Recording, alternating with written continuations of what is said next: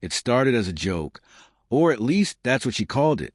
We were lying in bed, the morning sunlight spilling across our room, and she laughed, tossing her hair back. "Honestly," she said, smirking, "you're too ugly for me sometimes." I forced a laugh, trying to match her teasing tone, but something in the way she said it, so light, so careless, gnawed at me. I told myself I was overreacting. She was joking, right? That's what couples do. But the word stuck like a splinter under my skin. The evening after that, things started to feel off. Little things I'd ignored before began to nag at me. Her phone buzzed constantly, and she'd hide it behind her back. She suddenly grew protective of her messages, her notifications, even her email. There were late nights where she had to finish work. But the urgency in her tone didn't match anything she actually had to do. I tried to shrug it off.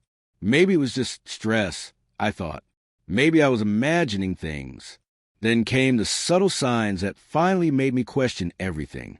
A lipstick stain on her collar, which she brushed off as a smudge from the dry cleaner. A faint scent of another perfume on her sleeve, just lingering enough to make me pause.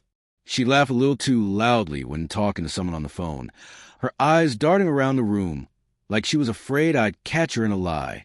I began questioning myself. Was I imagining things? Paranoid? Was I too sensitive, too insecure?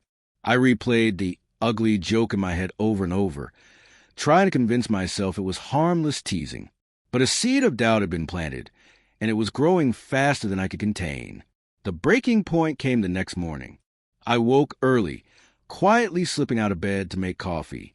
I glanced at her as she slept, the soft morning light highlighting the curve of her face. For a moment, I remembered why I loved her, why I had trusted her so completely. And then, as I poured my coffee, my heart sank at a message that flashed across her phone. "Can't wait to see you tonight. You're irresistible." It wasn't hers, not really. The name on the screen made my stomach drop. I didn't confront her immediately. I didn't scream or cry. I sat on the edge of the bed, trembling, my hands shaking as I tried to decide if I could believe what I had just seen. And then I knew I couldn't stay in a marriage built on lies.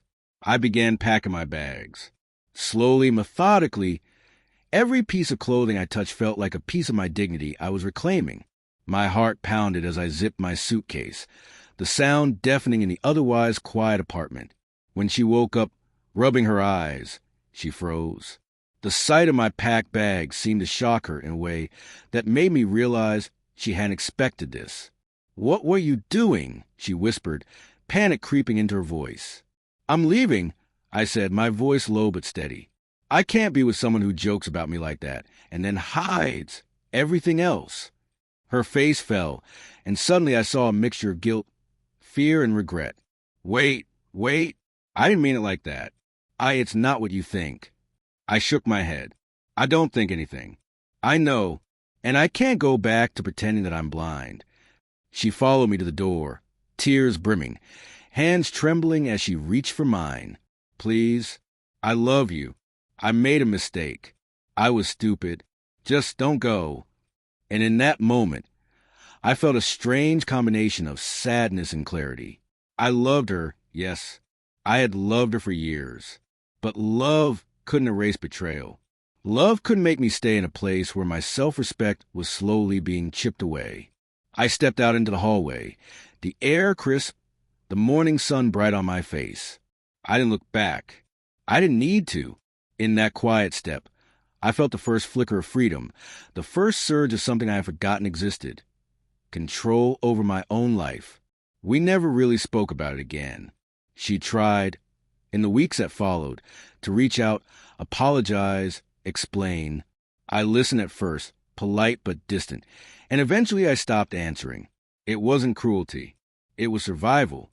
I still remember the sting of that joke, the betrayal that followed it, and the emptiness of walking away from someone I had once trusted with my whole heart. But I also remember the feeling of reclaiming myself, the quiet strength of knowing I wouldn't compromise my worth for anyone, not even someone I loved. Sometimes, late at night, I think of her. I think of the love we had, the life we shared, and the pain of realizing it wasn't enough to save us. And I remind myself that leaving wasn't the end. It was the beginning of something I had almost forgotten.